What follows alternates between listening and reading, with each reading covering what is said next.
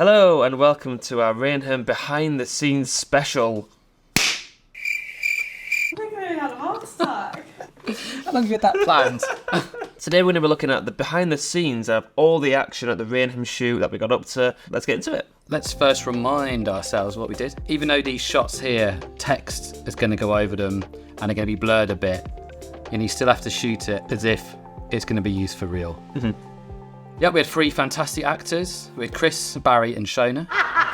Barry was new to us on this shoot. So she could be looking down at this whilst talking about he's reading through it. Yeah, so just pointing these out. Yeah. Got a lot of live plant machinery, so I do need you to stay in the designated walkways. You know, a lot of shoots we do, it'll be kind of 2 or 3 of us, won't it? But this one we had extra sound people, we had extra assistants, multiple actors. Right, scene 3B, shot 1, take 4. There's a good camaraderie going on there. Most of this we filmed in sequence. But the first thing we did was them and having a general chit-chat about football. We wanted something that wasn't particularly work-related to put them in a situation where they're kind of distracted. So with every scene we filmed the wrong way of doing it, and then we did the right way.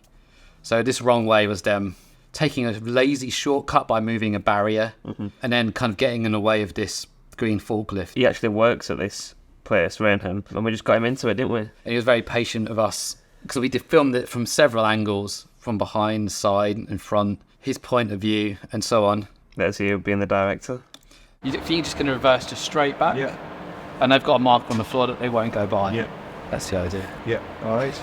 Yeah, it's tricky, wasn't it? 'Cause we filmed close-up of the actors walking around the corner without the forklift because of safety. Essentially, we didn't want them actually walking into getting it too close, which I find it seemed a bit tricky for the actors because they're trying to imagine what a forklift coming out in front of them. When you've got the sound effects and you've got the music, it works.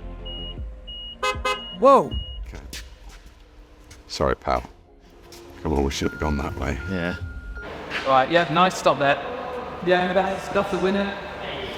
Tom, print that. We look very cold. It was very cold on those days. Do you reckon you could stay like that for a long time? The idea of using this reflector to make it just basically a big bit of diffusion, really, and didn't like the shadows because we had a light directly above us. We made Tom just Tom had hold to it in stand the there end. for like 1 minute 40 seconds, Yeah. and that doesn't seem like a lot, but try and hold something up and your arms will kill. Tom was a gaffer, BTS. He was an assistant. He kind of did multiple roles. Basically, all of the above. Quick tip for any of you filmmakers: stick a plate on the bottom of your gimbal, and whenever you get a little bit tired, stick it on your tripod and give yourself a little break. Why is it important to have a sound person on a shoot like this? You need to focus on one thing at one time. Me, the camera, Matt with the sound, and Matt, fantastic sound person. He was fights to get the best sound possible, That's whether it, that's put radio mics on everyone, hide radio mics in under things. You just put the radio mics in the hat, and the little mic is just popping down under the visor. This is the kit room, this bit.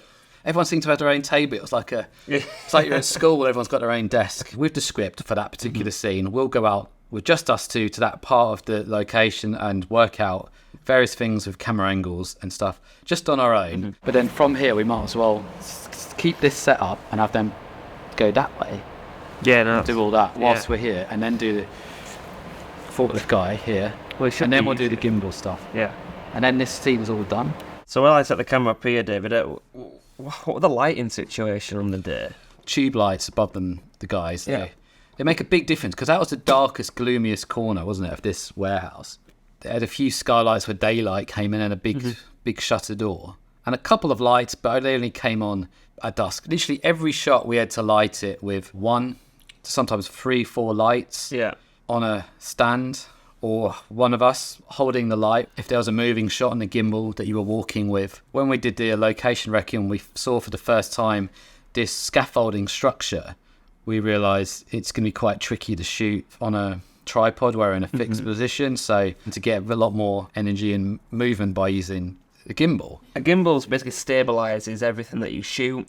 It gives you that smooth movement for anything. Our characters, they were pretty much on the move most of the time. If this was shot on a tripod, it would be a completely different kind of film altogether, wouldn't it? We had ideas on the day to make the scene better. It kind of, whilst we had the actors there and we were doing it, we might as well shoot it We don't have to use it in the edit. On a shoot day, you got to film as much as you can. But our main objective every time is to we've got the shot list and we've got to cover every scene and we scrub off everything that we've done. Yeah, the And important. if you can get more, that's great. Which we did on this. We got loads, We got lots yeah. more shots. Another fun fact for you: whenever you're changing batteries in a camera, always turn it off first. Otherwise, it'll change all of your settings in the camera.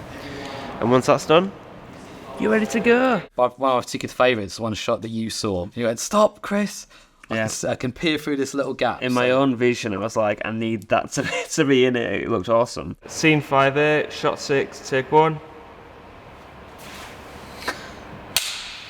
Skills. Got on BTS. One of the scenarios we're trying to highlight is things falling from height with quite big impacts, weren't we? Just to show if that fell on your head, it would hurt. Oh yeah. So most of it was indoor in that warehouse, but we had a couple of shots outside. We did a Texas switch. Our actors weren't allowed, obviously, to drive this vehicle, so we had one of the Raynham colleagues already in the van.